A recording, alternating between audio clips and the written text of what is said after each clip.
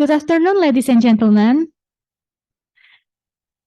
Thank you for coming to this breakout Zoom room for the 4th, 5th, 6th parallel session of the day. I am Viorent Aurelia. I'm a moderator of room B during the 4th, 5th, and 6th parallel session today. Our Zoom operator is a student from the computer science faculty. Together, we are greatly honored to be of a service to help you experience the success of the first SIC parallel session. Okay, for the rule and regulations, please allow me to inform you of a number of rules and regulations to have our sessions in order. First, we will have 3 sessions each day.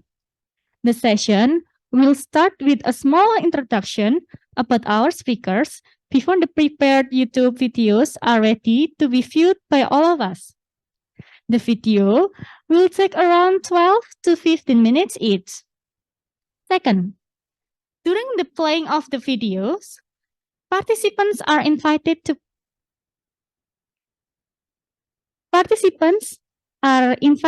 post any questions or comments in the Zoom chat room by mentioning to which researcher the question is addressed. As an alternative, if it is better to ask the question directly, then we suggest to use the raise hand facility in the Zoom room.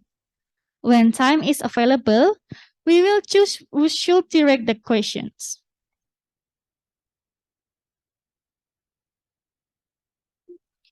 Third, all presenters and audience are encouraged to be on camera and use the virtual background supplied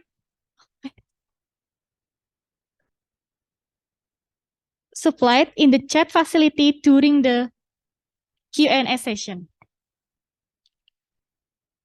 Fourth, the Q&A session will last for around 15 minutes. When asking a question, we ask that you will first mention your name and from which institution you are. Make sure that you ask one short, clear, and concise questions. If we think that the question is too long or not clear enough, we may need to cut short your questions so someone else may use the time to ask some other question. Fifth, in case there are no questions from the audience, however, we will invite our room rectors to react to the presentation by giving suggestions or questions to the researcher. We hope everyone will have a successful presentation and the Q&A will benefit everyone.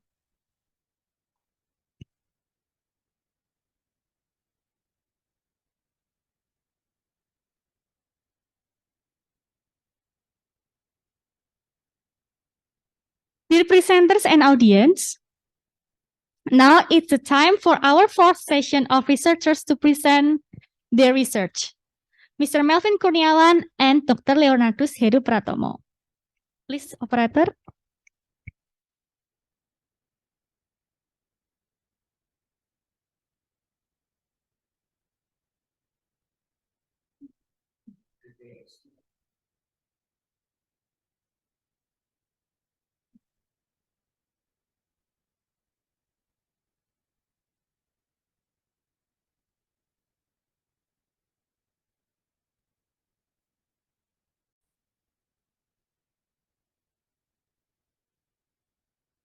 Greetings to all of us. My name is Melvin Hartono. Today I will present about hardware implementation of PNO plus proportional integral in TLBC converter for MPPT application.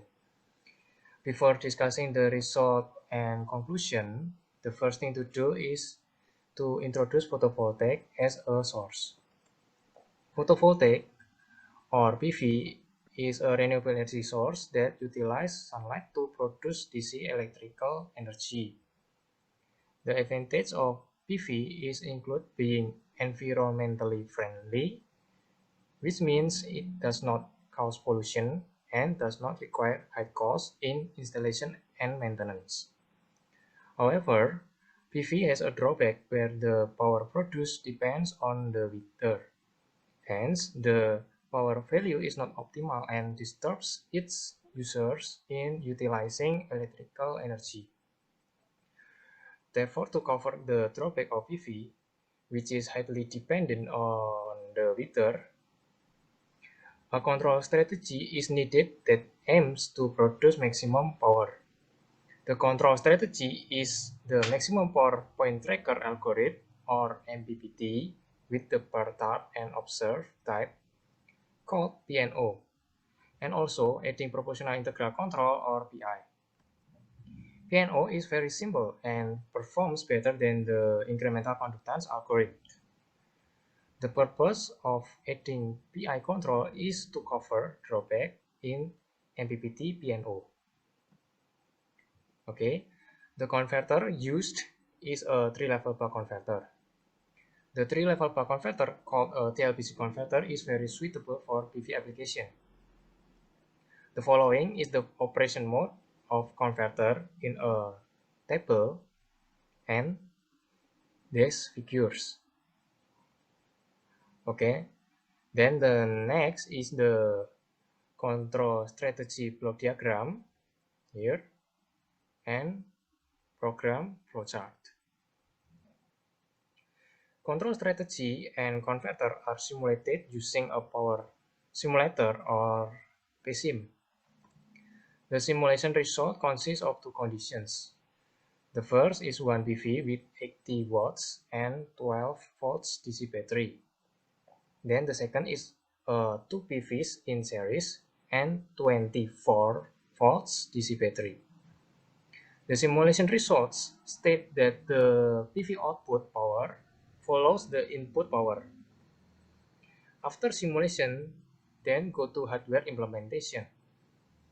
Data collection is done by comparing two different devices. The left picture is the hardware implementation results, and the right picture is MPPT solar charge control, or MPPT ACC. The parts of hardware implementation and how to retrieve data can be seen in this video. I am Melvin Hartono, a student at Sukio Pranoto Catholic University. In this video shows the result of the comparison between the 3-level buck DC-DC converter and the MPPT ACC. Before that, this is the part of my hardware. Okay, the first is, this is the 3-level buck DC-DC converter.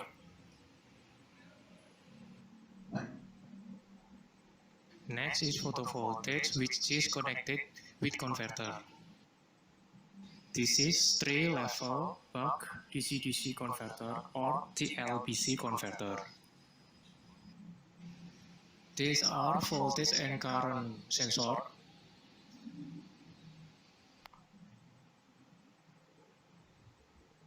Driver, power supply driver, and power supply sensor. Next is inductor filter.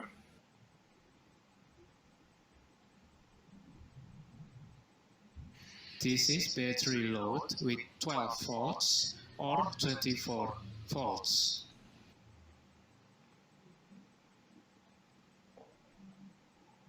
And the microcontroller.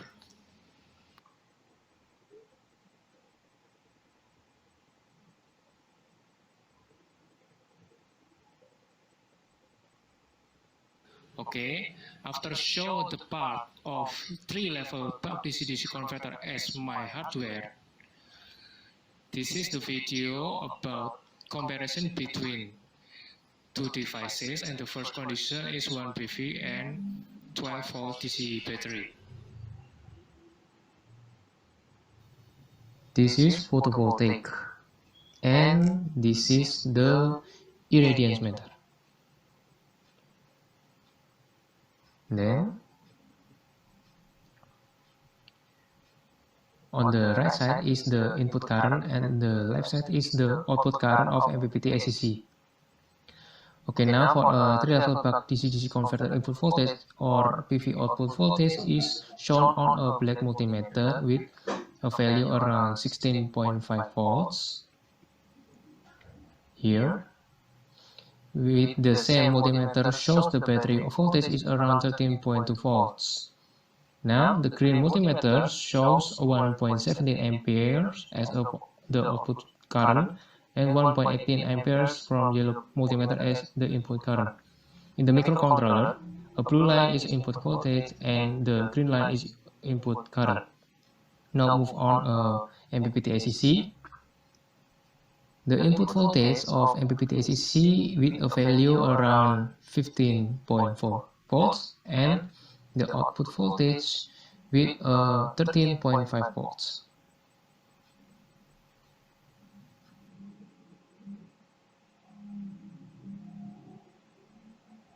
The second is 2 PVs and 24 volts DC battery. As usual, photovoltaic or PV and the irradiance meter.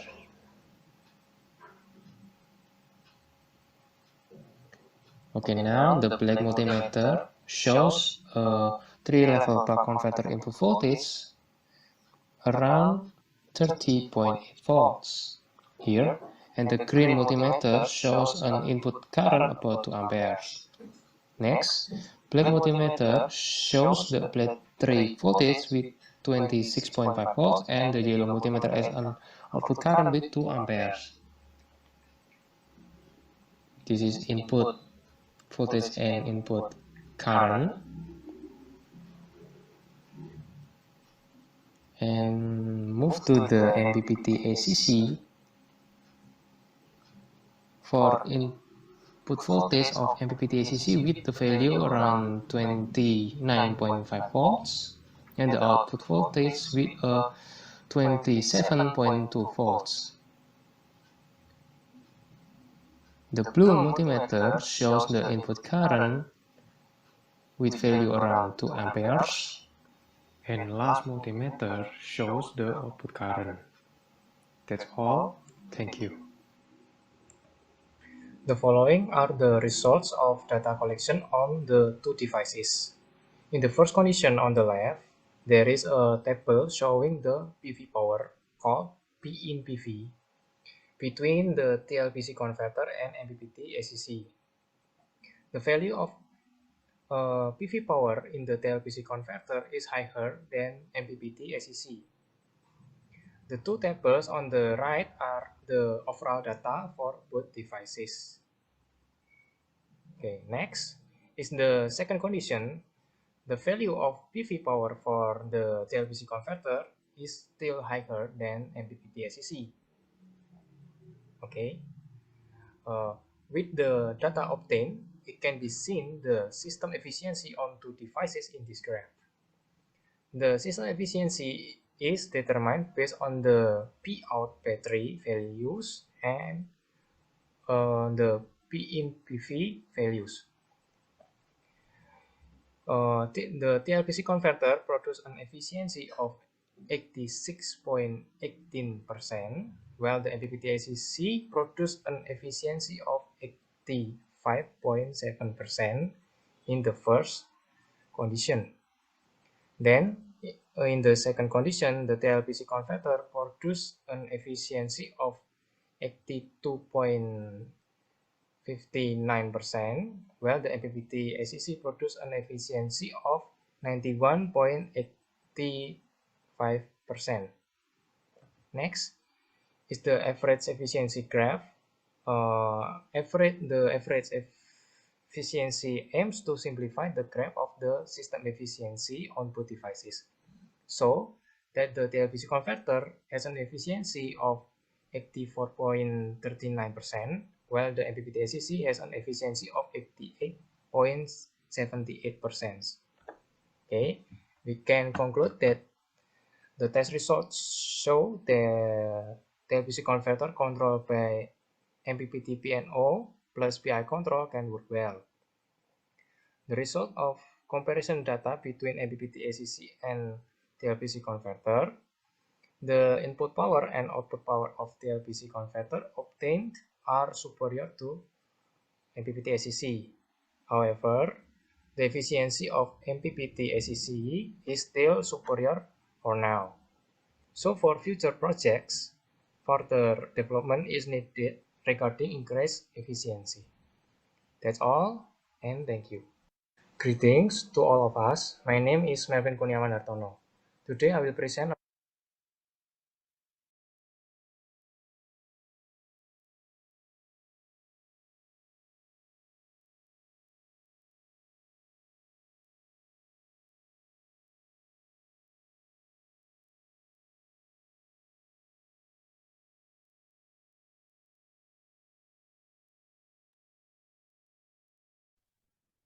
Okay.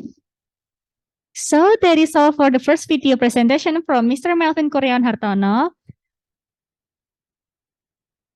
And if you all have so many questions to ask about, please be patient because we're going to view the second video presentation from Mr. Krisna Wiyarta. Is Mr. Krisna Wiyarta in here with us? Yes, I'm here. Okay, Mr. Krisna Wiyarta, because we don't receive any of video presentation of yours, you want to make a live presentation? No, I will show my video presentation. Oh, okay, by okay. myself. Okay. And okay, Mr. Krisna, may I remind you that the time for the presentation is only 12 minutes.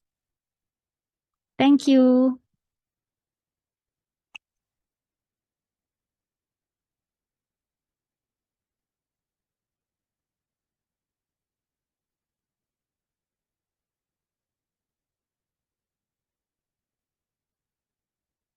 I'm so sorry. I still can do sharing screen because I don't have any permission.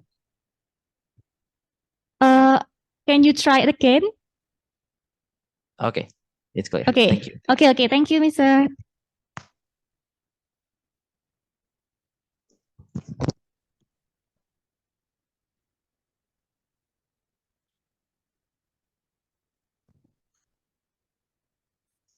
Okay, I hope it's clear enough. Yes.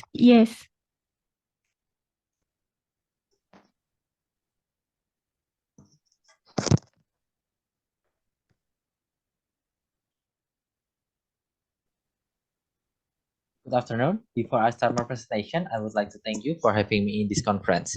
Let me introduce myself. My name is Krisna Wiyarta, and you can call me Krisna. In here, I would like to present my research about characteristics of SAMBILOTO, Andrographis paniculata leaf extract at a combination of temperature and time ultrasonic.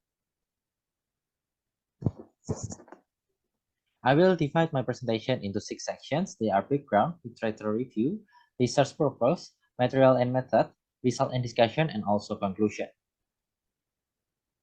I will start my presentation with the background of my research. As we all know, COVID-19 pandemic already existed since the beginning of 2020. Even after these 2 years, Indonesia still has cases of COVID-19.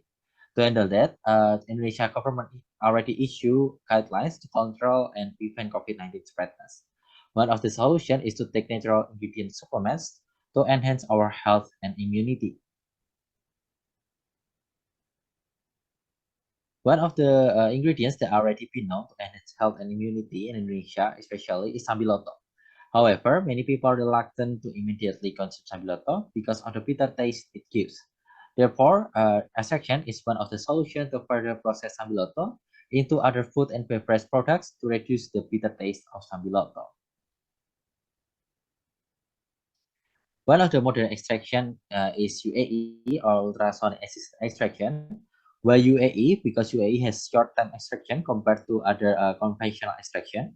Optimizing the solvent and prevents compound loss due to high temperatures. To make sure this research can run well, here is the literature review from previous research. The first one is about SAMBILOTO.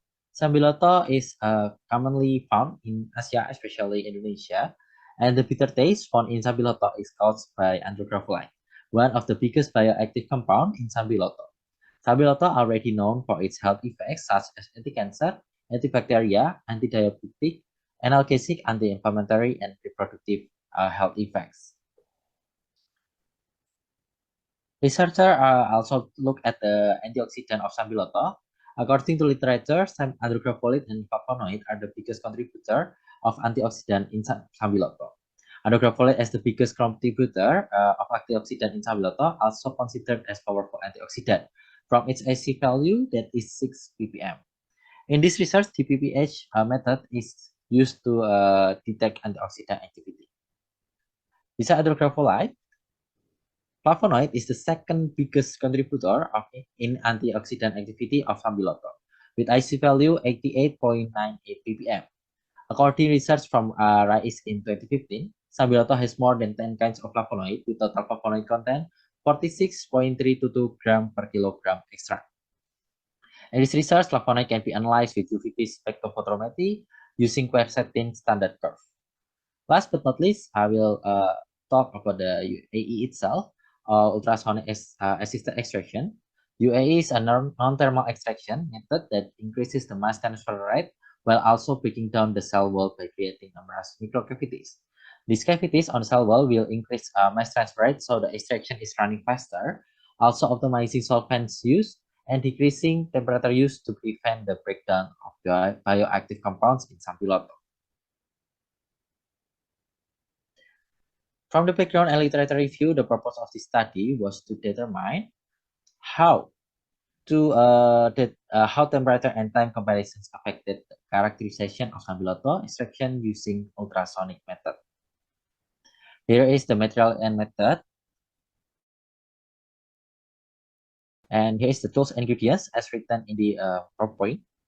And here is the research design. First, Sambiloto leaves were washed and cut into small pieces around 3 cm. Then tried using the drying oven binder at 60 degrees Celsius. The Sambiloto leaves crushed with a grinder and sifted with sieve 60 mesh. Sambiloto powder then weighed as much as 4 grams. And after that, quarters was added with ratio 1:15. Sambiloto then placed in ultrasonic bath at separate batch in 30, 40, and 50 degrees Celsius. Extraction took in 3 times, 5, 10, and also 15 minutes, with frequency 45 kHz and power output 50%. Sambiloto extract was filtered using filter paper. Then the clear Sambiloto extract will be analyzed in antioxidant activity, total flavonoid content, and also color test. Here is the result and discussion. The first one, we will talk about the antioxidant activity. According to Rao and Ratet, also Ruby et al., both of them say that the best temperature and time to extract Sambiloto using UAE was 40 degrees Celsius and 10 minutes. This result is the same as the result of antioxidant activity from this research. If we see at the table, the increasing of the temperature from 30 to 40 degrees Celsius can increase the solubility of the active compounds in the solvent, lowering the viscosity and also density of the solvent itself, which affects mass transfer and improve the extraction results. However, at higher temperatures, the bubbles formed by ultrasonic waves are more numerous but have a lower intensity. On the other hand, at a lower temperature, there are fewer bubbles but their intensity is greater. This results in preventing the optimal of the extraction itself. Furthermore, low temperature can also prevent extracts from being extracted optimally, and high temperatures can cause oxidative damage to bioactive compounds, and it results in reducing the antioxidant activity. The longer the time, the more likely bioactive compound will come into contact with solvent. However, too much time can also causes the hydrolysis that will damage the bioactive compounds. I also conducted another analysis using RSM or response surface methodology based on the result of my analysis. RSM is a model used to determine the optimal analysis response. RSM's final form is a model plot that shows the predictive value of antioxidant based on temperature and time variables. The optimal RSM analysis result is 41.62 degrees Celsius and 9.8 minutes. I'm sorry. And the second analysis is total flavonoid content. The highest total flavonoid content is on 40 degrees Celsius and 15 minutes. The total flavonoids differed significantly only in the temperature variable. So the RSM analysis described earlier could not be performed on the total flavonoids. At 30 degrees Celsius, flavonoid is slower because the extraction was not optimally running. And on the other hand, at 50 degrees Celsius, flavonoid was damaged due to oxidation of the hydroxyl groups and form other volatile compounds that easily evaporate. At 5 and 10 minutes, extraction was not optimal, so the result is lower than total flavonoid content in 50 minutes, except for the 50 degrees Celsius, because at the 50 degrees Celsius, the total flavonoid content already break down. According to Yuliantari et al. And Skarsari et al., flavonoids were extracted perfectly using the UA methods at 45 degrees Celsius in 20 minutes. So at 5 and 10 minutes, the total flavonoids were lower than 15 minutes because they had not been extracted completely. The last analysis was color intensity. From the result, we got L, A, and B value as written at the PowerPoint. There were no significant differences in the three color intensity value across temperature and time variable. And we can see the color of the extraction in the next slide. The SAMBILOTO extract from the color diagram with the order as written in the PowerPoint. As we can see, all of the extract had bluish green, almost black color. Because the color is thick and dark, the color test is difficult to distinguish. And after those results, here is the conclusion of this research. So the first one is the temperature and time variable used in the UA method had a significant effect on the antioxidant activity of SAMBILOTO extract. Antioxidant activity increased from 30 to 40 degrees Celsius and decreased at 50 degrees Celsius. In the time variable, we can see the antioxidant activity increased from 5 to 10 minutes and decreased at 50 minutes. The second one, only the temperature variable significantly affected total flavonoids of the SAMBILOTO extract. Total flavonoid increased from 30 to 40 degrees Celsius and decreased at 50 degrees Celsius. And from those results, the best UAE combination was obtained at 40 degrees Celsius and 10 minutes, which resulted in 60.06% of antioxidant activity, total flavonoid 4.68 milligram, where setting equivalent per gram sample, L value 4.77, A value negative 3.44, and P value negative 0.38. And here are some references that the researchers used as in this research. Thank you for your attention. I hope the presentation is going well. See you.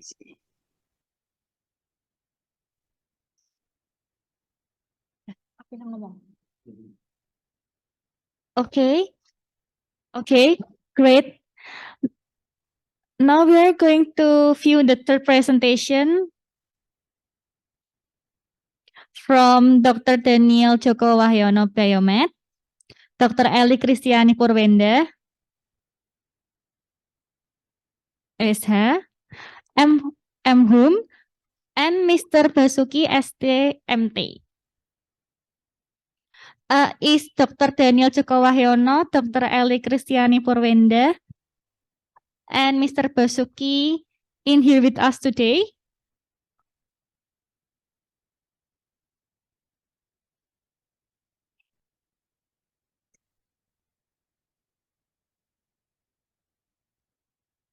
Okay, ladies and gentlemen, because we don't receive any of video presentation of these third speakers, we will jump to the Q&A session for Mr. Melvin and Mr. Krisna.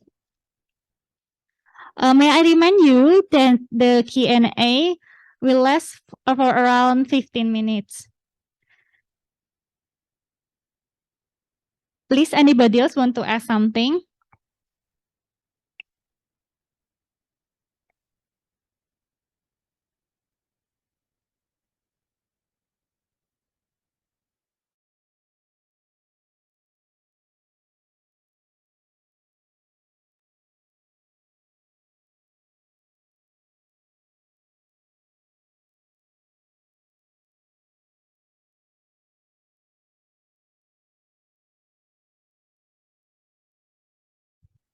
Anybody else want to ask something?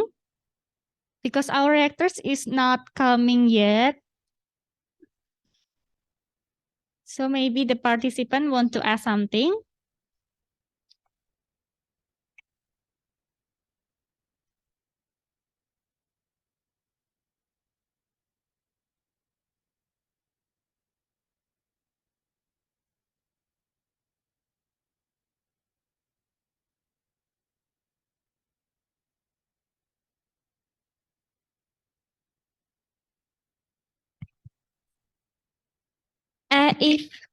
If there is no question, we're going to have a break session until 2:45 p.m. Before that, we will have photo session.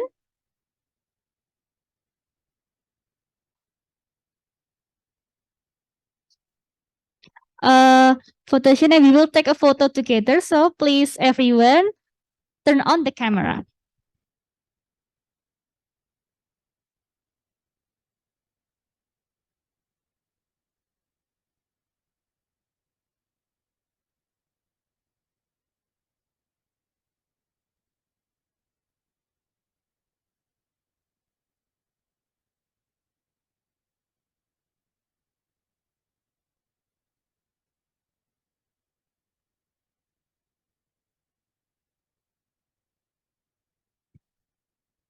Plus the other participant and speakers, please turn on the camera.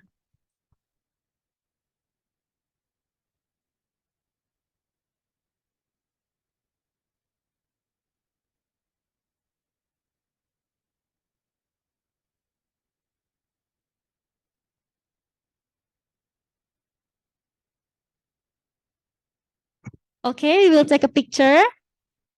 1, 2, 3.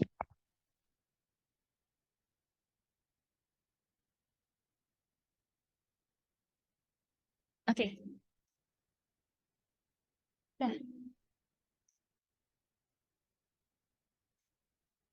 Okay, everyone, because there is no question for this session, we will have a break until 2:45 p.m. Thank you so much.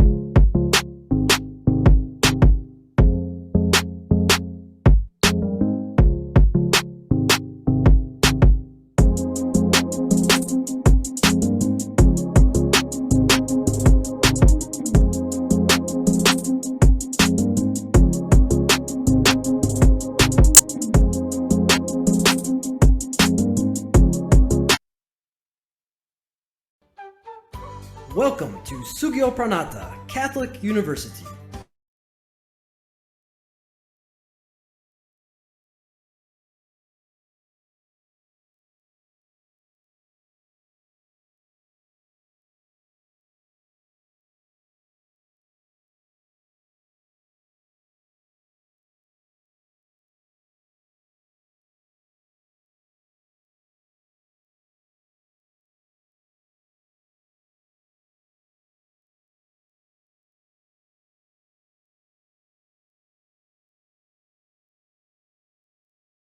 Administrators that make Sugyo Pranata Catholic University truly unique.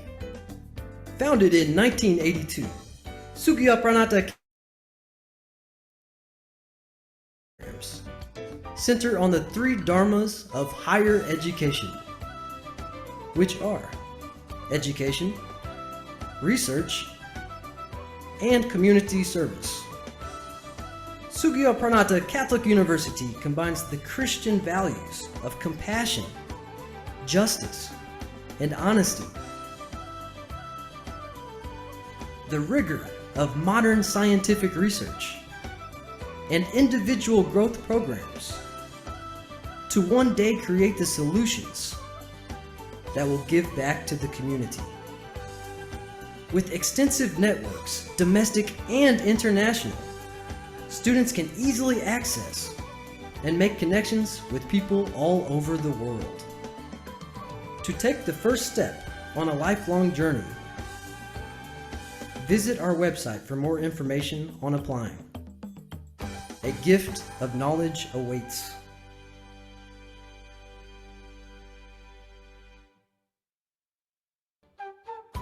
Welcome to Sugyo Pranata Catholic University. Located on the panoramic upper region of Samarang, Sugyo Pranata Catholic University is a safe and cool climate where students can learn, laugh, and grow together. A hub of progressive academics, enduring friendships, and a learning center that combines tradition with progress. It's the passion of the student body, educators, and administrators that make Sugyo Pranata Catholic University truly unique. Founded in 1982, Sugyo Pranata Catholic University's undergrad and master's programs center on the three dharmas of higher education, which are education, research, and community service. Sugyo Pranata Catholic University combines the Christian values of compassion, justice, and honesty,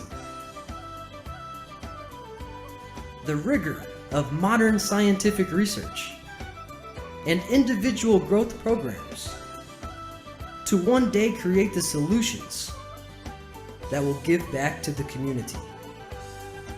With extensive networks, domestic and international, students can easily access and make connections with people all over the world. To take the first step on a lifelong journey,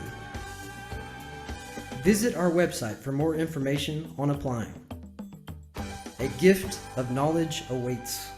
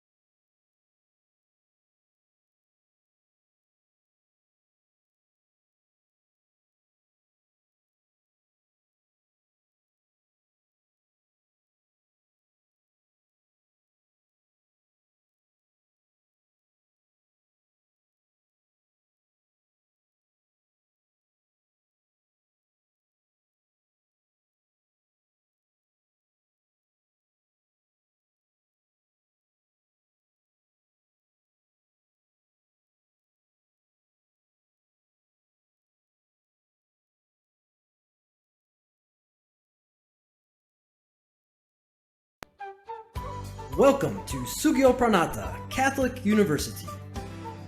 Located on the panoramic upper region of Samarang, Sugyo Pranata Catholic University is a safe and cool climate where students can learn, laugh, and grow together. A hub of progressive academics, enduring friendships, and a learning center that combines tradition with progress. It's the passion of the student body, educators, and administrators that makes Sugyo Pranata Catholic University truly unique. Founded in 1982, Sugyo Pranata Catholic University's undergrad and master's programs center on the three dharmas of higher education, which are education, research, and community service. Sugyo Pranata Catholic University combines the Christian values of compassion, justice, and honesty, the rigor of modern scientific research, and individual growth programs to one day create the solutions that will give back to the community. With extensive networks, domestic and international, students can easily access and make connections with people all over the world. To take the first step on a lifelong journey, visit our website for more information on applying. A gift of knowledge awaits.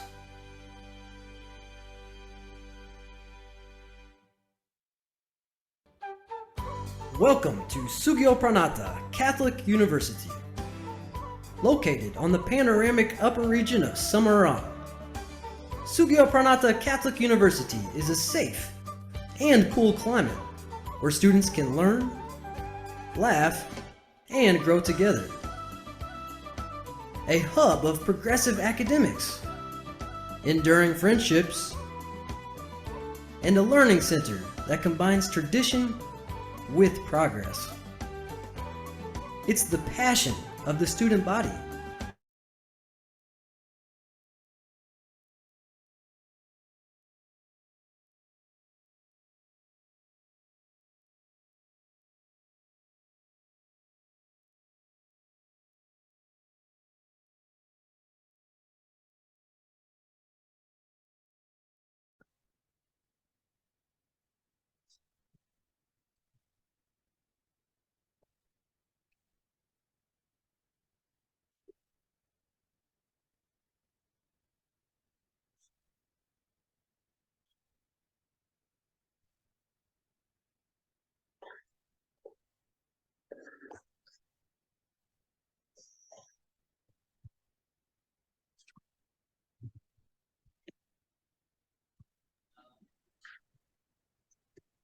Yes.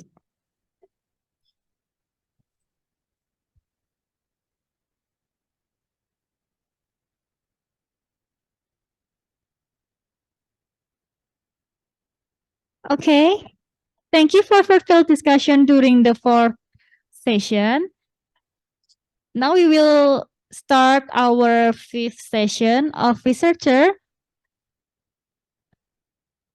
to present the research. The first researcher for this session will be Miss Wahyudia Prastiwi, SPT MSc. Please, operator.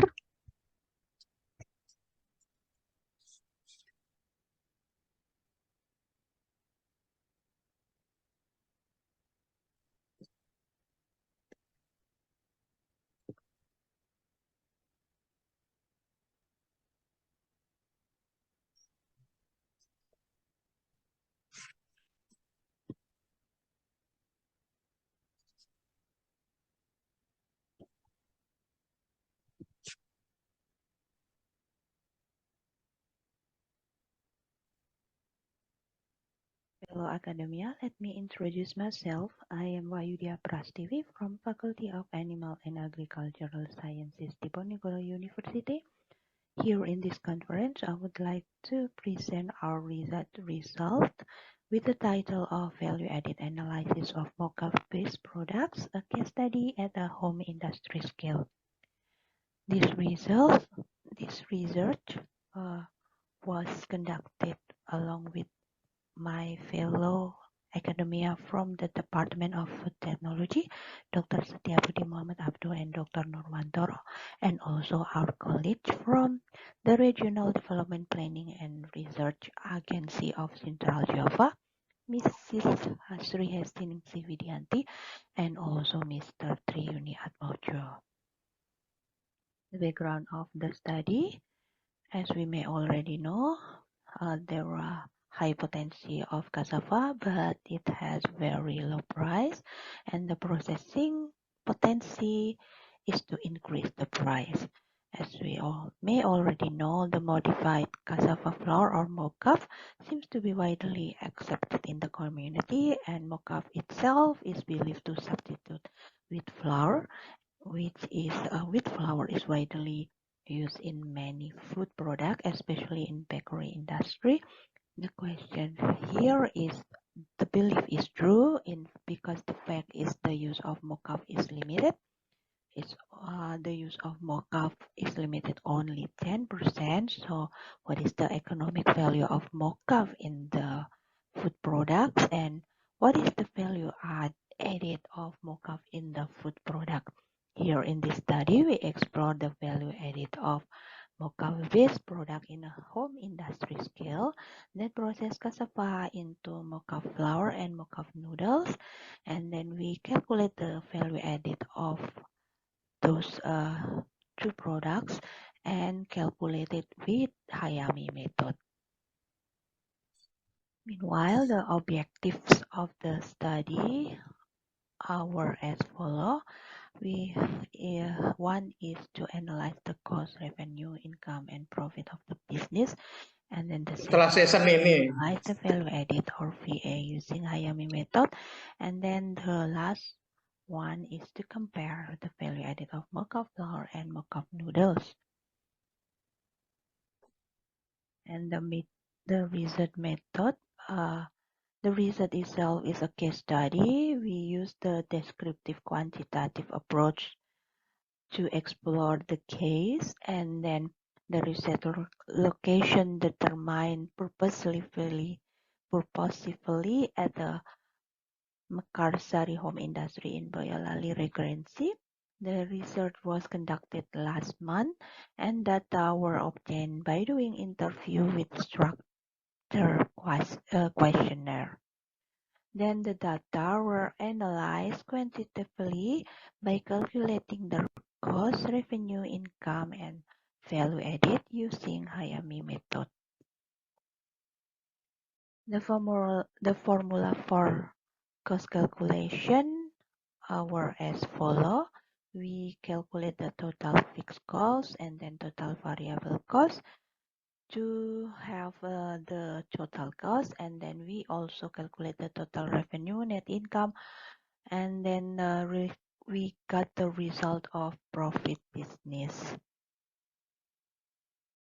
We also calculate the depreciation cost using straight line method. With this formula, we need primary data such as the price of asset and also the useful life of asset itself to be calculated in the Hayami calculation. And this is the Hayami method calculation. This table simplifies the Hayami method calculation. For the calculation itself, we need the data on the amounts of output and input, and also all the data related to labor. The result of this calculation are the value added, the ratio of value added, the profit rate, and also the business profit. Here in this slide, we present the value-added classification and interpretation. After getting the value added, we can determine the criteria with the following classification. If the value added is greater than 0 or positive, then it can be interpreted that the cassava processing into mocaf noodles able to provide value added and the other way around. And then further classification of the positive value added, the value added ratio consider low if the ratio less than 15%, and then if the ratio between 15 until 40%, the VL ratio consider moderate, and if it is greater than 40%, the VL ratio consider as high. And then the result and discussion part, the characteristic of the home industry. It was a micro business scale with 7 years of experience. The industry itself is a family-owned main business, fully self-founded, has 2 levels, has been registered to the small and medium scale business, industry, and trade service. And as the business itself, the mocaf-based instant noodle has been produced for 4 years, and then the cassava as the input is obtained from the surrounding farmers with the Bokor variety originally from Boyolali Regency. And here is the result of the cost analysis per month. The total fixed cost of mocha flour is 63,061 Indonesian rupiah, and the mocha noodle is lower. And then the total revenue is greater in mocaf noodle, and the profit rate itself in percentage also mocaf noodle is greater than the mocaf flour. And then the value added analysis using Hayami method for cassava into mocaf flour, the output is 50 kilogram, the input is 100, and then we got the result of value added in Indonesian rupiah per kilos is 349, and then the percentage of value added ratio is only 6.35%, and the business profit is only 2.45%. And then for mocha flour to mocha noodle, the value added analysis, the result is the value added is greater than the mocha flour. It has 28,029 Indonesian rupiah per kilos, and then the value added ratio is for 64.43, and then the profit is 22,000 rupiah, and the profit rate is 50.64%, and the business profit is 64.04%. The discussion part, from the calculation, the value added of mocha noodle is greater than value added of mocha flour, and then the cost of cassava is high, so the processing into mocha flour is not so feasible. Meanwhile, for the mocha noodle is still feasible. The VL ratio of mocha noodle is 64.43%. The conclusion from this result, first, the cassava processing into mocha noodle business is feasible.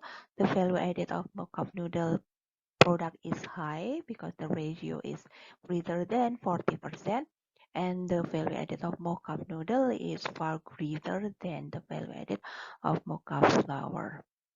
So thank you. That's all. We appreciate your time to follow this presentation. We look forward to your question and suggestion regarding the presentation of the results.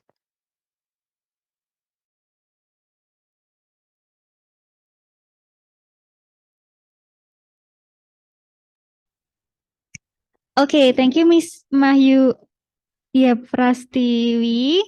So that is all for the first video presentation for fifth session. If you all have so many questions to ask about, please be patient because we're going to view the second presentation for this session from Mr. Muhammad Akbar Pribadi, MSI. Please, operator.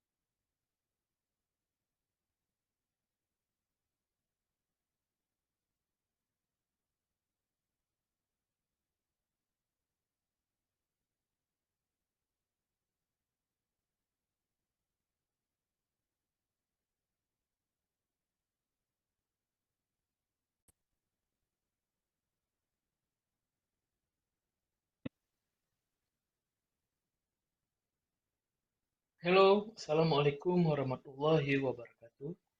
My name is Muhammad Akbar Pribadi. I'm from National Research and Innovation Agency, Republic of Indonesia. First of all, I would like to say thank you to all committee and reviewer of First Sustainable International Conference, Equitable Environment and Resource Management for Poverty Alleviation 2022. To give me a chance to present my article titled Optimization of SPBA Implementation by Local Government through Pusat Jaring Inovasi Daerah, or Puja Indah. Introduction. The existence of Pusat Jaring Inovasi Daerah, or Puja Indah, with a passion to provide effective and efficient public services by regional government. The development of Pusat Jaring Inovasi Daerah, or Puja Indah, is carried out using the application and infrastructure on a shared basis, making it more efficient and integrated throughout Indonesia so that it can accelerate the implementation of e-government throughout Indonesia local government. Puja Indah is available on web and Android app. Since it was launched in 2018 by the Ministry of Home Affairs until 2021, letter of interest from local government open is 126 letters of interest, and 20 of them were letter of interest received in 2021. Puja Indah have 13 services app based on government affairs and 1 thematic services. Based on of them, the purpose of this article is to analyze the key factor of implementing SPBA by local government.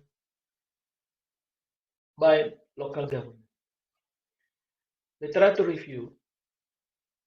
Electronic-based government system, or SPBA, known as e-government, is the government's effort to utilize information and communication technology to support government system and improve the effectiveness of government performance by Hicks 2006.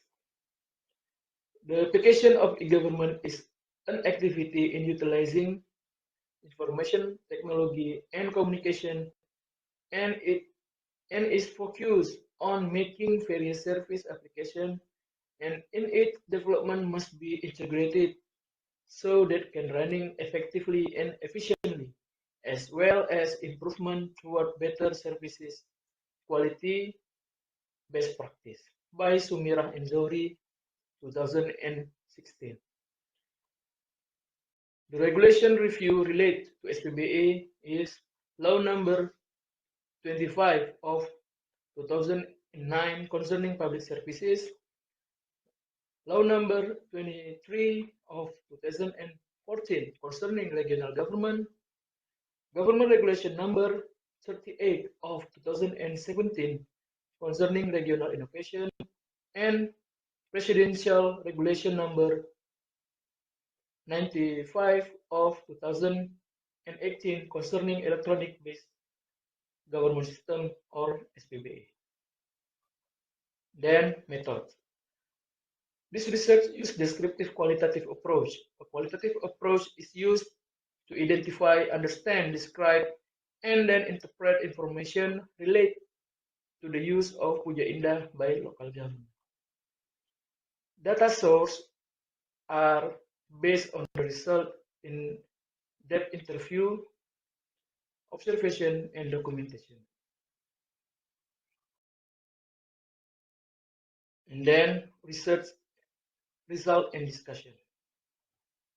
Step to apply Puja Indah by regional government is first, the regional government studied the Puja Indah system and services. They can choose some or all of the services in the Puja Indah application. Second, the regional government sent a letter of interest to the application or application of Puja Indah. The letter signed by regional leader addressed to Minister of Home Affairs, CQ, Head of Research and Development Agency of Ministry of Home Affairs. The signing of a statement and commitment to the implementation of Puja Indah between the Minister of Home Affairs with regional government, signing process scheduled by Research and Development Agency to Ministry of Home Affairs. Fourth, regional government follow technical guidance organized by the Research and Development Agency of the Ministry of Home Affairs. Five, regional government form an implementation team by appointing regional admins, OPD admin, and operator according to the service to be implemented in their area. Regional government carry out technical guidance for apps, admin, and operator. And then the regional government conducts trial of the application implementation in accordance with the services that have been provided selected, so it can be adjusted to condition and characteristic of the area. And last, regional government applies services to the Puja Indah application with socialization Puja Indah service to the community in their area. And then by the research, we found that the fact of implementing Puja Indah, first, Puja Indah monitoring and evaluation found that based on 2021 activity report, there are still many problems or obstacles in the implementation of the activities. There are many application forms of the others or technical ministry almost the same as Puja Indah app and make regional government confused where what to choose to the region. It is necessary to adjust the application business process to the authority and affairs of the local government. And then of implementation problem, I found the three things that first, Puja Indah apps that are not running perfectly. There are still bugs and error and unsuitable flows caused by technical problems. Second, the COVID-19 pandemic, which caused the budget refocusing, which caused activity is not run optimally, and made a development of the app is stopped. Number three, limitation of human resource with IT skill running the app in regional government makes the implementation of Puja Indah being bad or not running perfectly. And conclusion, since it was launched in 2018 until now, local government has been enthusiastic about implementing Puja Indah application. There are 126 letters of interest by regional government has been received in 2021. Unfortunately, technical problem made Puja Indah cannot running properly by regional government. There are the things that can be taken to improve the Puja Indah platform. First, the development on the Puja Indah application to make it more user friendly and more stable, and to reduce bugs and technical problems. Second, intensive communication with the regional government to optimize the implementation of Puja Indah is necessary to make these apps running more optimally in the future. And number three, ongoing technical guidance and support to local government have been provided by Ministry of Home Affairs to make local government more comfortable to use the apps, and the main goal of Puja Indah should have been reached in the future. That is the last of my presentation. I would like to say thank you for all of audience and all committee. Have a nice day. Hello.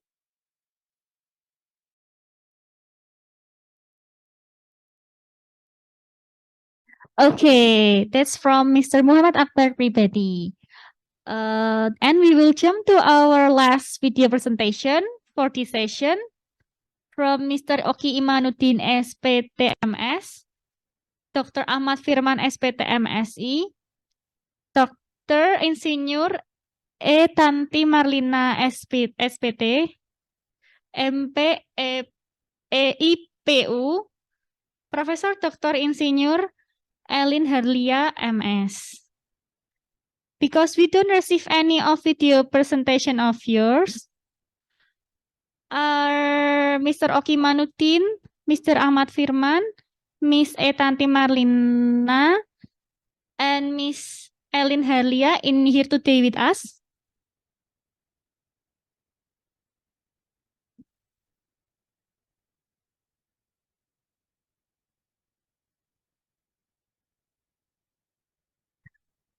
Okay, because there is no video and there is no speakers for this third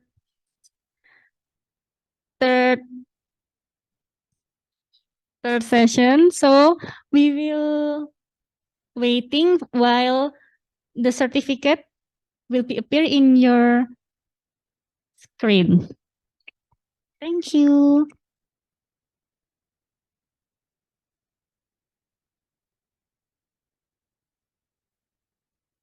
The certificate for session 4th and 5th.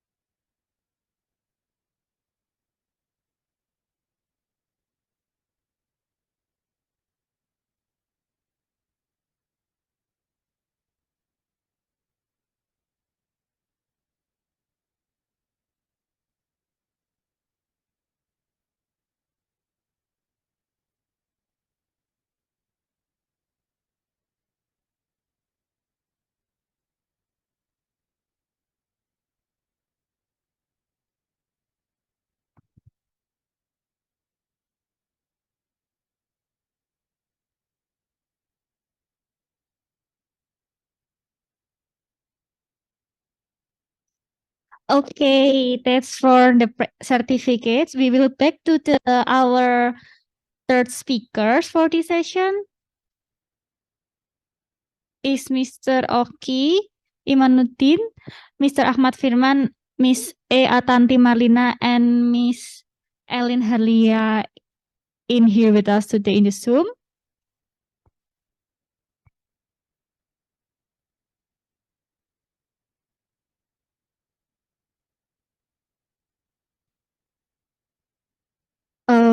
Okay, because there is no the third speaker for this session, we will jump to the Q&A session for Miss Wahyu Prastiwi and Mr. Muhammad Akbar Pribadi. May I remind you that the Q&A session will last around 15 minutes. Oh, okay. I can leave this room, Miss. Wait.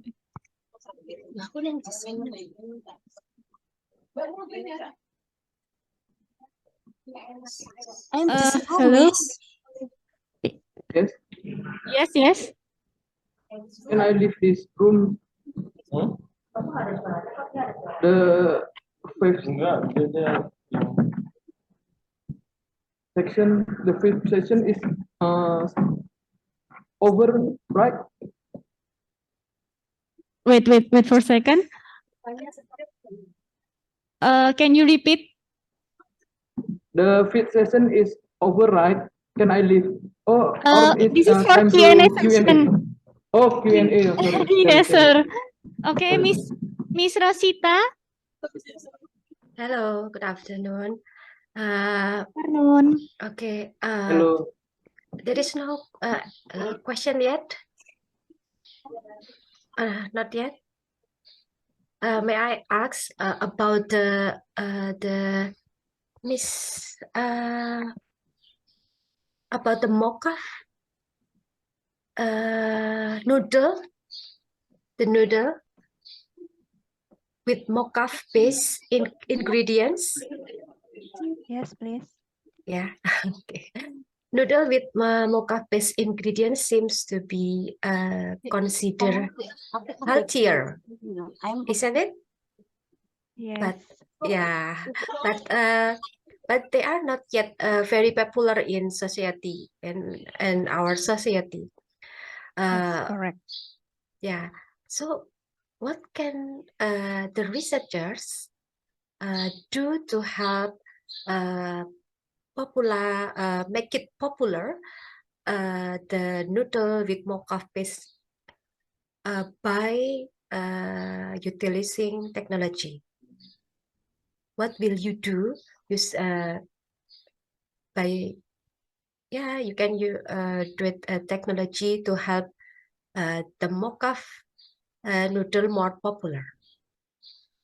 That's the first question for the mocha noodle, and for the second one, I want to ask about the Puja Indah application. Puja Indah. Yes, Puja Indah application. What method do you use to analyze the optimization of this Puja Indah? I'm asking because it's considering that there are 71 local governments that signed the agreement to use this application,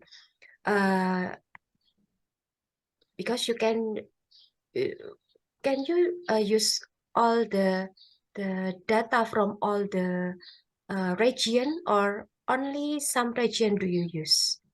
Yeah, that's all my question. Thank you.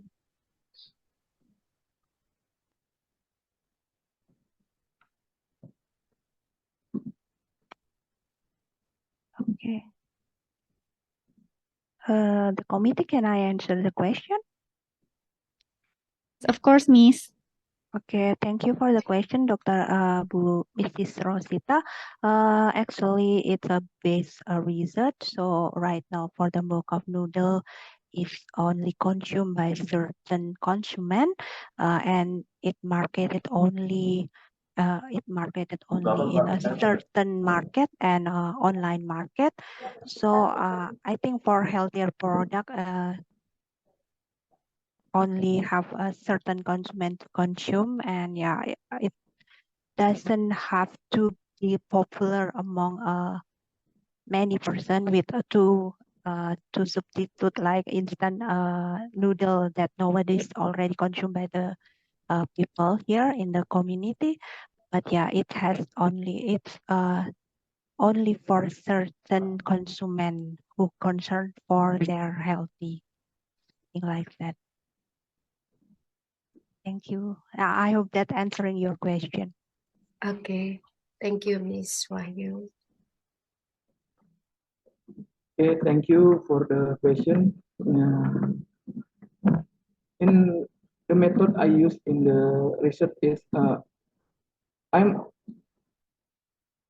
based on the data. There is a 17 regional government signed the MOU with Ministry of Home Affairs to use the Puja Indah app. But unfortunately, because of refusing fund, regional fund in the because of COVID-19, in fact, there is only under 10 regional government use Puja Indah, run the Puja Indah in their regional normally. But when we do the monitoring and evaluation of the implementation of Puja Indah, I'm the member of the team MONEF. We only take to three regional to as a sample, as a sampling to collect the problems in the implementation. But for the all admins, we group them in the WhatsApp group. So I use the questionnaire by Google Form to make a instrument of research. Thank you, Ms. Rosita. Thank you, Mr. Muhammad. Thanks for the answers. Okay, thank you Bu Rosita, thank you Mr. Muhammad, and thank you Miss Wahyu Dwi Prastiwi. Is there anybody else want to ask something?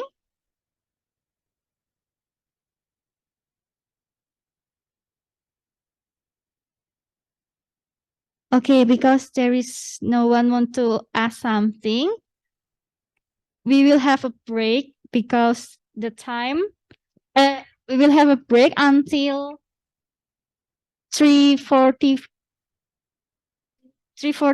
p.m. Thank you. Thank you.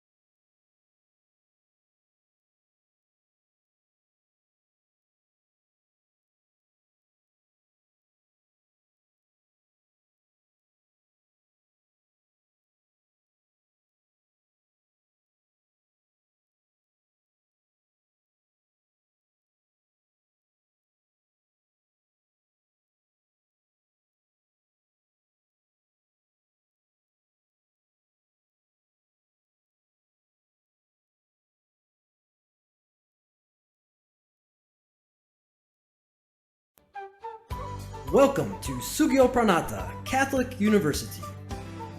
Located on the panoramic upper region of Semarang, Sugio Pranata Catholic University is a safe and cool climate where students can learn, laugh, and grow together. A hub of progressive academics, enduring friendships, and a learning center that combines tradition with progress. It's the passion of the student body, educators, and administrators that makes Sugio Pranata Catholic University truly unique.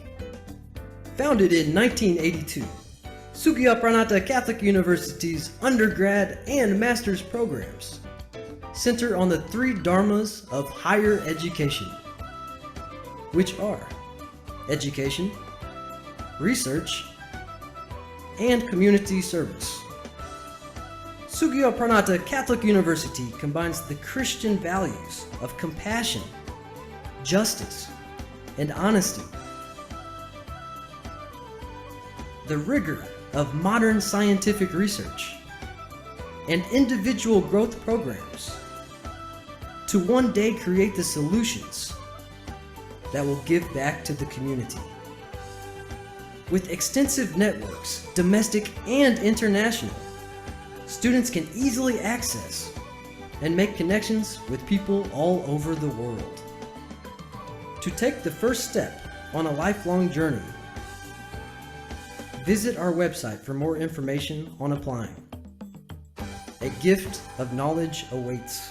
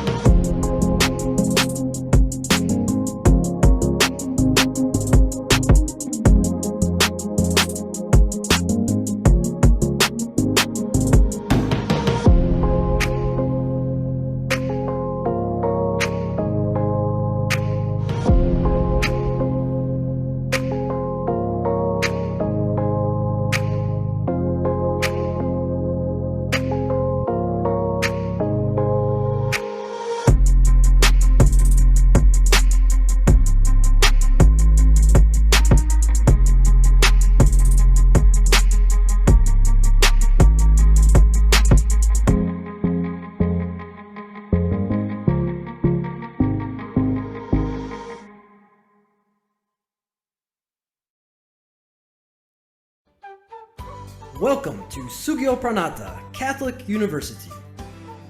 Located on the panoramic upper region of Samarang, Sugio Pranata Catholic University is a safe and cool climate where students can learn, laugh, and grow together. A hub of progressive academics, enduring friendships, and a learning center that combines tradition with progress. It's the passion of the student body, educators, and administrators that makes Sugio Pranata Catholic University truly unique.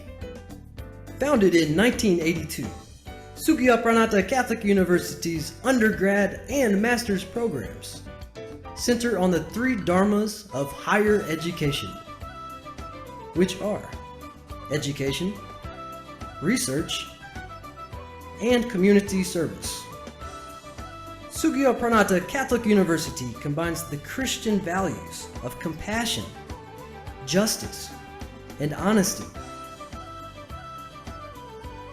the rigor of modern scientific research, and individual growth programs to one day create the solutions that will give back to the community. With extensive networks, domestic and international, students can easily access and make connections with people all over the world. To take the first step on a lifelong journey, visit our website for more information on applying. A gift of knowledge awaits.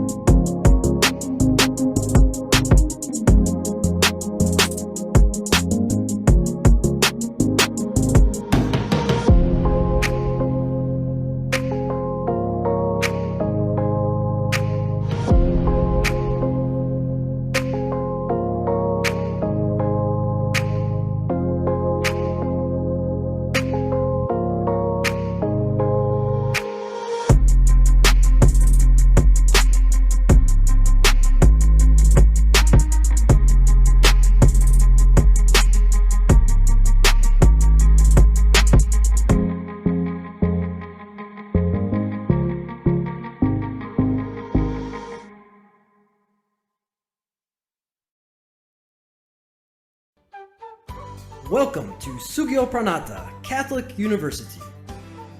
Located on the panoramic upper region of Samarang, Sugyo Pranata Catholic University is a safe and cool climate where students can learn, laugh, and grow together.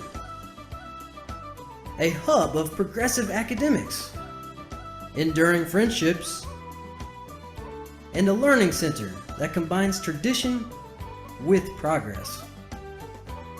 It's the passion of the student body, educators, and administrators that makes Sugyo Pranata Catholic University truly unique. Founded in 1982, Sugyo Pranata Catholic University's undergrad and master's programs center on the three dharmas of higher education, which are education, research, and community service. Sugyo Pranata Catholic University combines the Christian values of compassion, justice, and honesty, the rigor of modern scientific research, and individual growth programs to one day create the solutions that will give back to the community. With extensive networks, domestic and international, students can easily access and make connections with people all over the world. To take the first step on a lifelong journey, visit our website for more information on applying. A gift of knowledge awaits.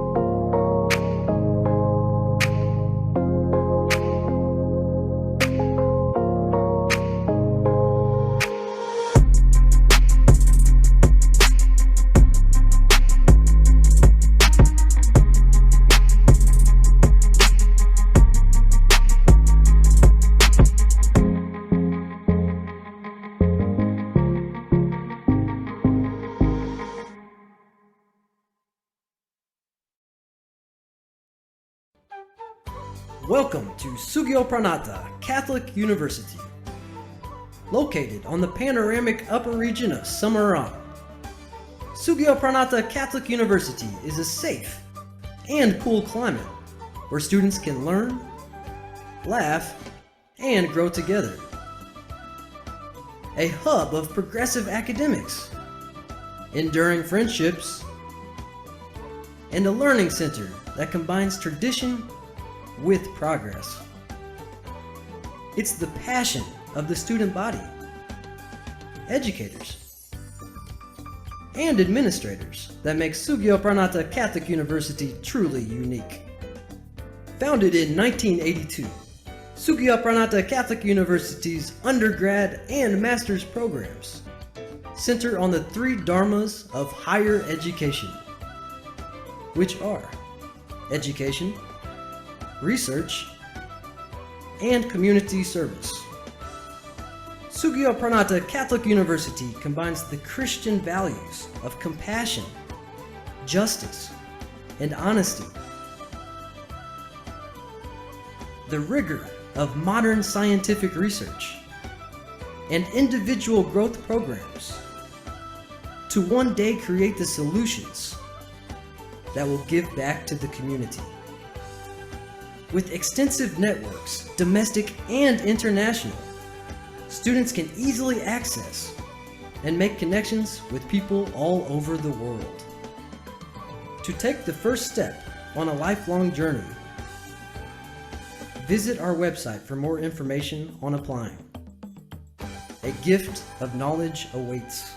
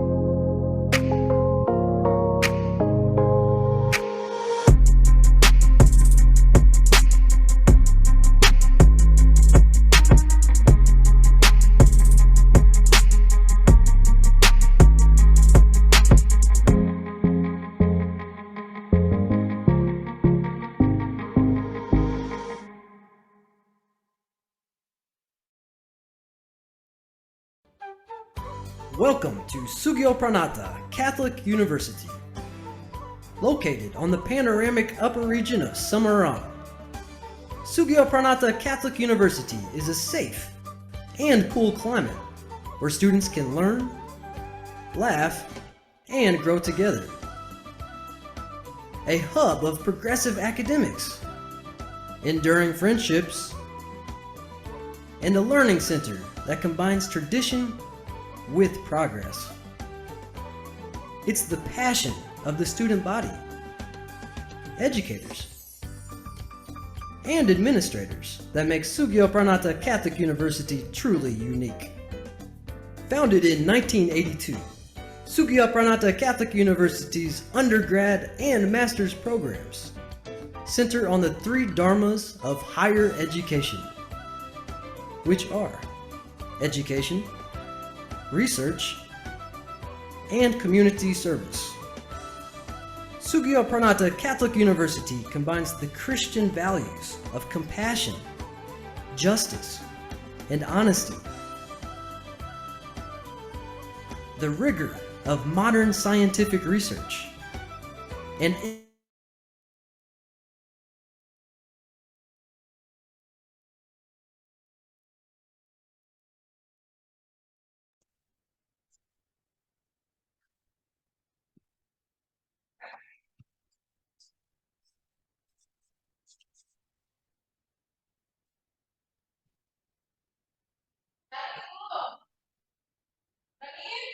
Kita berangkat. Okay. Thank you for a fruitful discussion during the fifth session. Now it is time for our last session for today. Sixth session of researchers to present the research. The first speaker for this session is Dr. Insinyur Teguh Wikanwidodo, MSc. For the information, you are able to check on our program book. Is Dr. Insinyur Teguh Wikanwidodo in here with us today? Hello, good afternoon. Okay, good afternoon, Mr. Okay, now we are ready. Please mute your microphone so we are able to enjoy viewing the video presentation. Please, operator.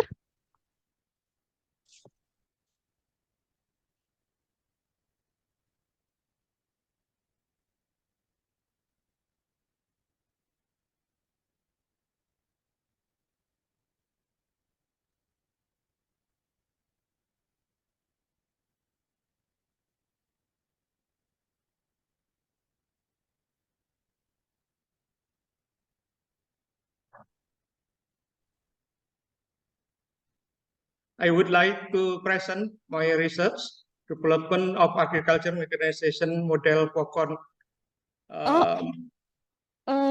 Wait for a second. Sorry, Mr. Teguh. Yes. Can you repeat? Yes.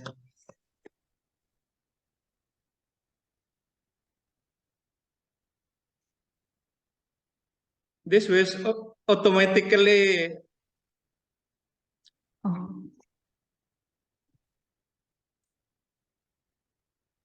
development of agriculture mechanization model of corn cultivation and post-harvest handling in border country of Indonesia. Mechanization is very important to fulfill worker in the agriculture in the field area. This because the lack of labor in the border country of Indonesia. So we want to develop a submodel agricultural mechanization of sustainable cultivation and post-harvest handling in Pekanang Regency West Kalimantan. Next, please.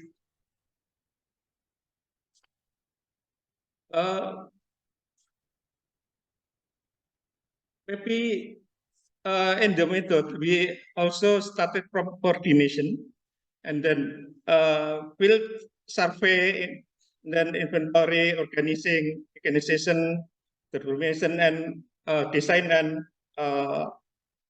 fabrication.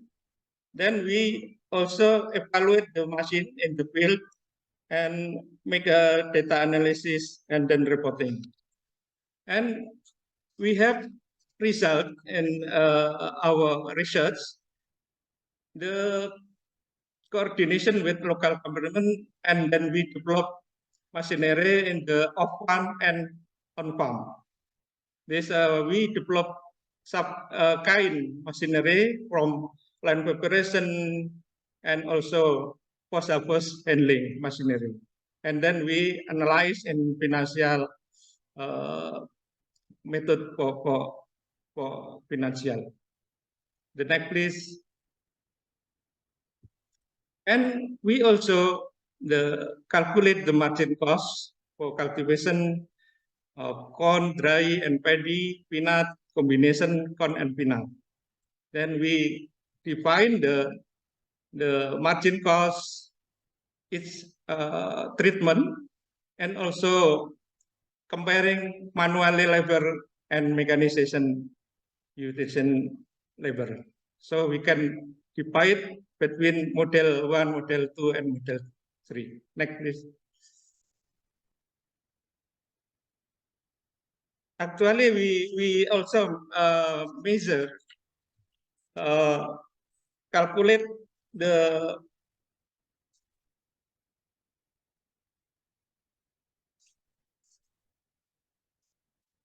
and also we also analyze the byproduct is from corn cultivation.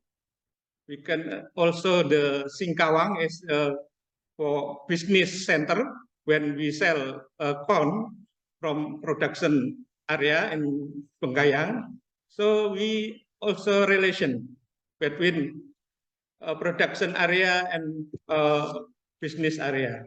So in the production area, we use recycle the byproduct to be come back the use byproduct of corn to the field to be fertilizer, and then also for energy for drying farming. This our concept of recycle for sustainability agriculture. Next, please. Finally, we also train the trainer TOT for farmer, and then after that we'll trainer another farmer. Next, please.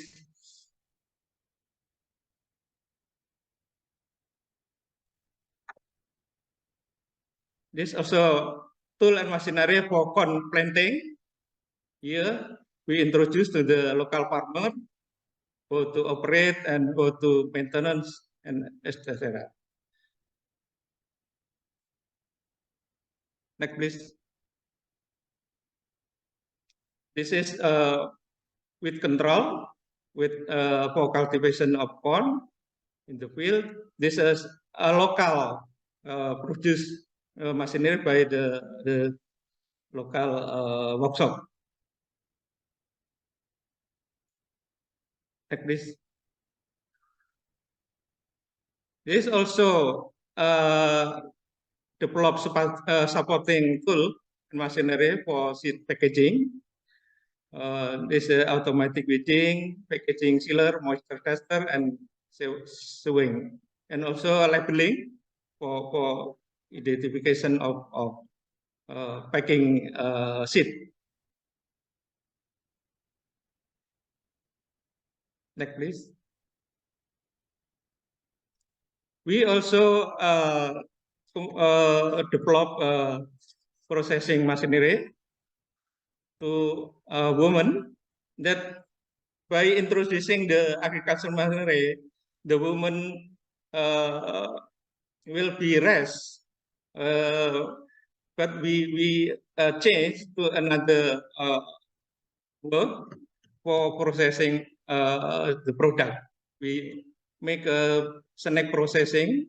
This operated by women that ordinary work for farm. Next, please.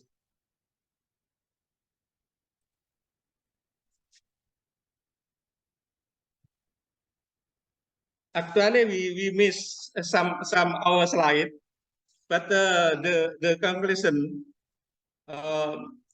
agricultural machinery utilization in corn cultivation proof that labor limitation could be solved. Otherwise, the replacement of workers by using agricultural machinery, women farmers to lose their job. Therefore, farmer workers were transferred into pressing activities that can work comfortably and economically more productive with a better income. It is necessary to develop an area for corn and its supporting commodities, diversification corn product, food for food and feed, development agriculture tool and machinery workshop for provision spare part, maintenance, repair, also manufacture of appropriate machinery equipment. So I think the economy in that area could be run for develop the region. I think this is our purpose of my research to introduce agriculture machinery in the 14 of country of Indonesia. Thank you very much for my presence. That is my presentation. Okay, okay. Thank you so much, Dr. Insinyur Teguh. For the next, we will have presentation from Dr. Rumanintia Lisaria, Putri SEMM, Sahat Atitua Vanditya Silalahi STMBA, Edi Supriyati Yusuf SMM, and Yoga Cakra Sanjaya SMM. Please, operator, thank you. Assalamualaikum warahmatullahi wabarakatuh. Allow me to introduce myself. My name is Rumanintia Lisaria Putri. I came from Cooperative Corporation and People Economic Research Center, the National Research and Innovation Agency Indonesia. I will present my article, Financial Technology Increasing Inclusive in MSMEs After COVID-19. Introduction. Financial inclusion and literacy is a program that in recent years is being promoted by the government through the Financial Service Authority or OJK in order to achieve and purpose Indonesian society support by financial digitalization in order to reach remote part of Indonesia. People only need to make transaction using mobile phone. Of course, with the support of internet and electricity, service infrastructure that is already available with the availability of digital financial service, people no longer need to go to the bank so that all service switch to smartphone. Formal fintech bank also do not need to set up branch office, branch banking to serve customer. Research purpose, the study aims to find out how the role of financial technology or fintechs in realizing financial inclusion or MSMEs in the post-COVID-19 pandemic period. Method, the research method applied is the writing is a qualitative method by collecting data through a literature study. The qualitative approach focuses on substantive and formal theories that are recognized for their truths. The purpose of using this method is to accurately describe the problem taken regarding the facts and cause and phenomena observed. Conclusion, fintechs provide an opportunity for MSMEs to increase access to new customer and facilitate transaction because the financial service provided by fintechs have a wide reach. The opportunity for the application of fintechs in MSMEs is in the form of market expansion, namely targeting an unbankable society. People who do not have been literacy skill but have national financing need for MSMEs are also an opportunity for fintech business people. The existing financial technology or fintech has a positive impact during the COVID-19 pandemics. Thanks you.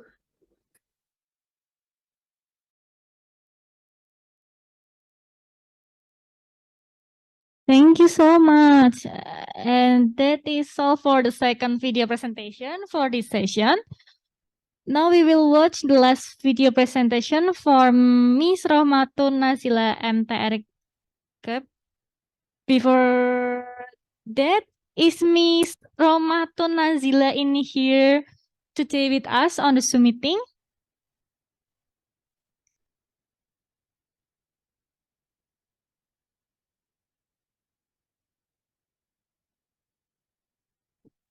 Okay, because we don't receive any of video presentation of Miss Romato Nazila, and Miss Romato Nazila also doesn't come in the Zoom meet now. We will jump to the Q&A session for Dr. Teguh and our second speaker. May I remind you that the Q&A session will last for around 15 minutes. If anybody else want to ask something, please.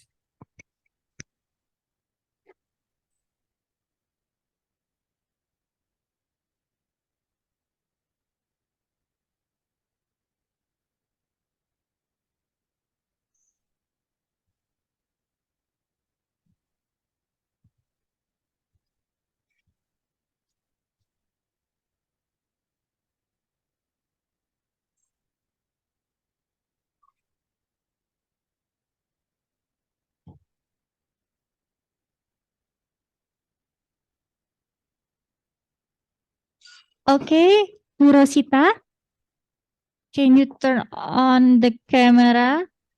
Hello. Okay, hello Bu. Okay, please Bu. Okay.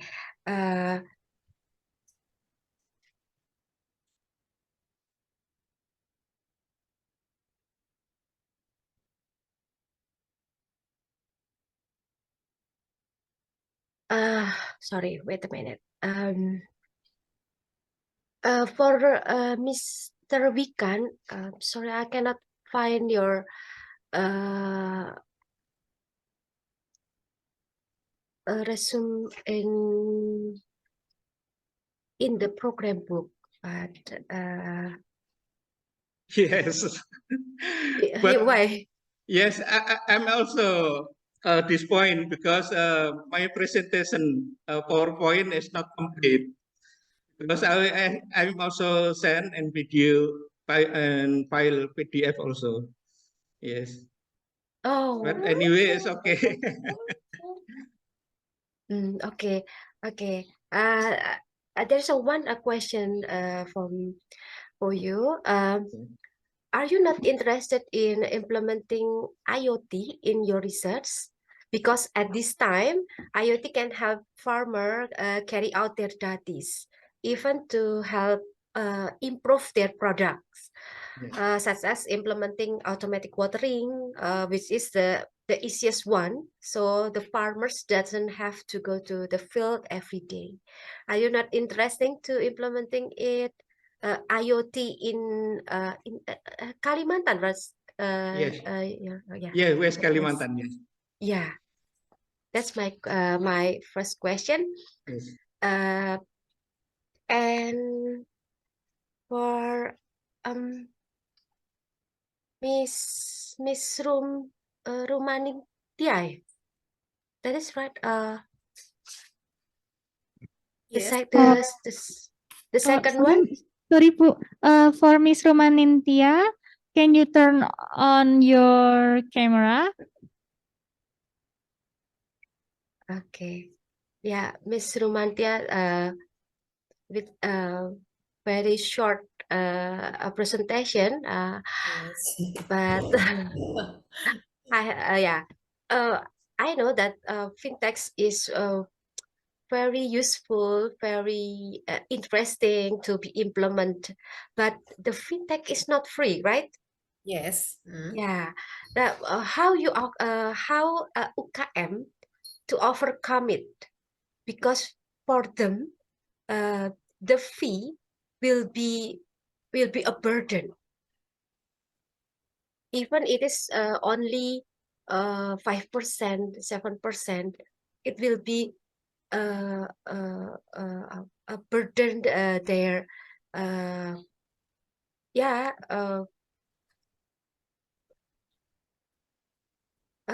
they're expended. That's right. They're spending.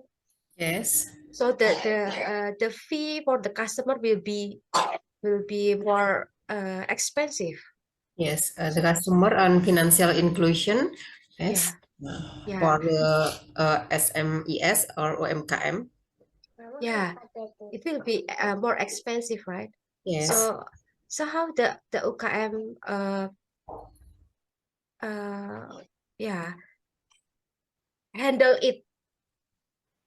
That's my question for the both of them. Okay. Because in my article, financial technology increasing inclusive in MSMES after COVID-19 and digitalisasi economic about the study aims to find at how the role of financial technology or fintechs in realizing financial inclusion for MSMES in the post-COVID pandemic period. And then this research method or qualitative and short research in literature study. Jadi of course with the support of internet and electricity service infrastructure that they are already available with the availability of the digital financial service for MSMES after COVID-19. May I answer the question, Mrs. Rosita? Okay, Mr. Yeah. Wikan. Yeah. About IoT, this is our concern also to develop, especially for supply chain development, supply chains agricultural product. Because sometimes in Indonesia, so many fluctuative price of agricultural product, because farmer do not understand the market information price in the market.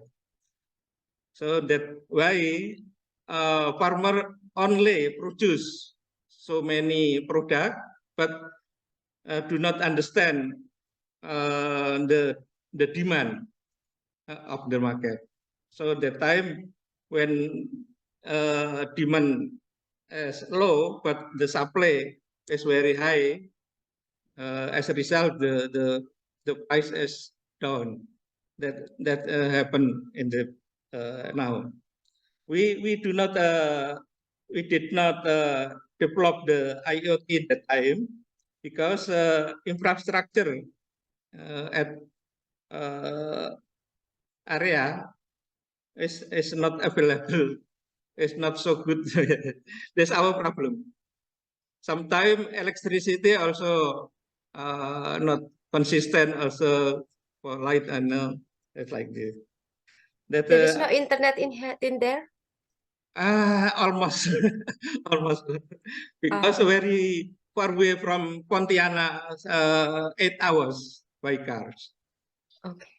So when Singkawang and then Singkawang go to northeast about 3 hours from Singkawang. So totally almost 8 hours from Pontianak.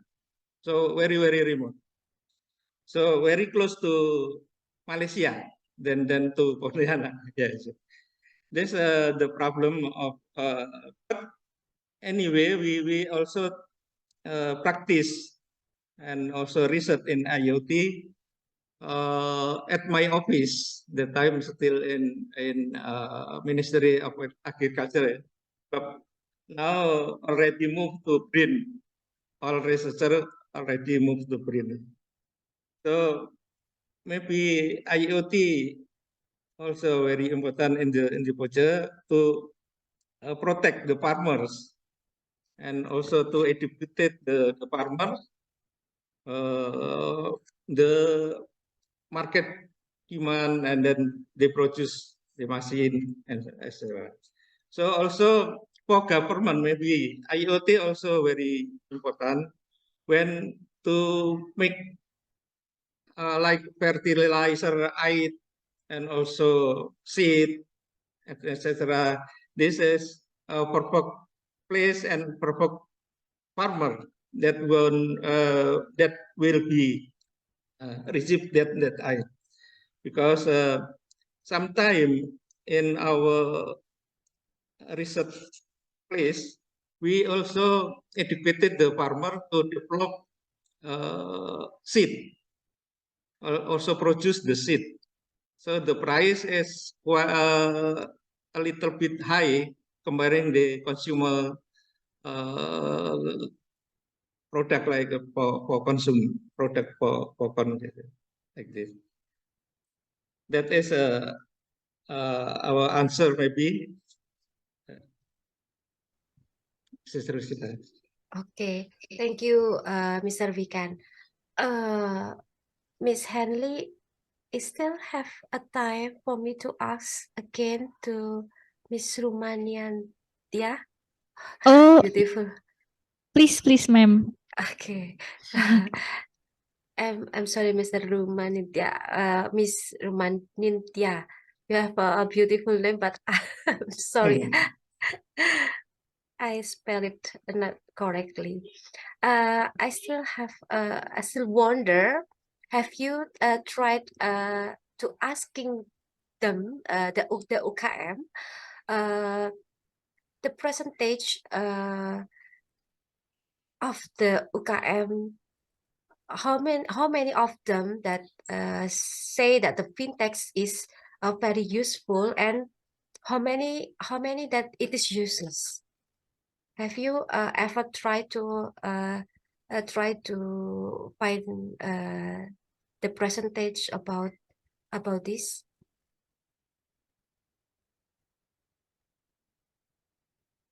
Miss, still muted. In my research, the research method about the studi literatur. Jadi and then I'm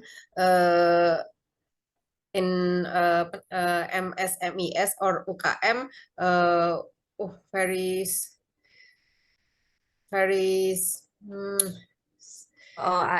you yes, don't have to. Okay, yeah, okay.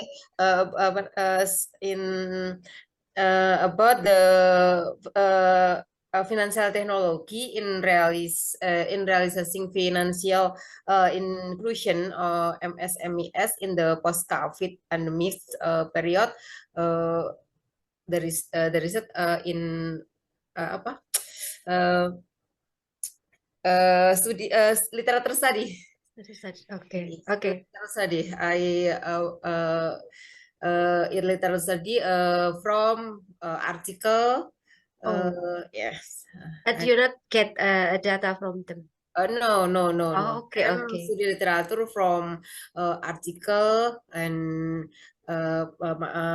buku and from article. Okay. I'm not in lapang. Okay, thank you, Miss. Thank you, Mr. Wikan and Miss Ruman. Yeah. Thank you. Miss Henley, I give it the time for you. Okay, thank you so much for the questions, Miss Rosita, and thank you for the answers, Dr. Teku and Dr. Rumantintia. Okay, now we will watch the e-certificate for the speakers in the 6th session. Thank you.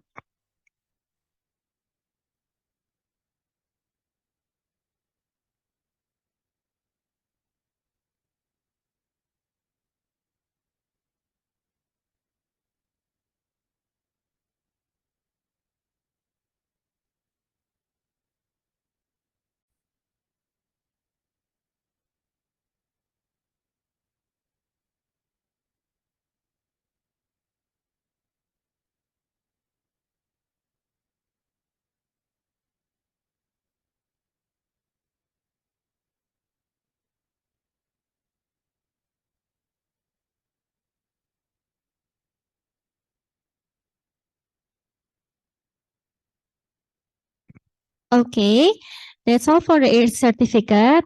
Now, we will have a take photo together. So please, everyone, turn on the camera. Thank you.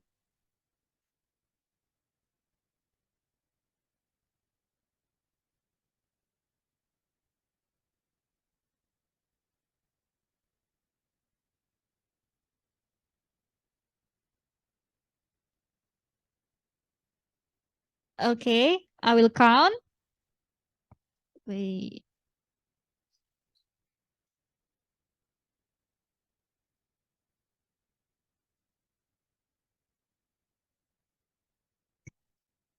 Okay, I will count. 1, 2, 3.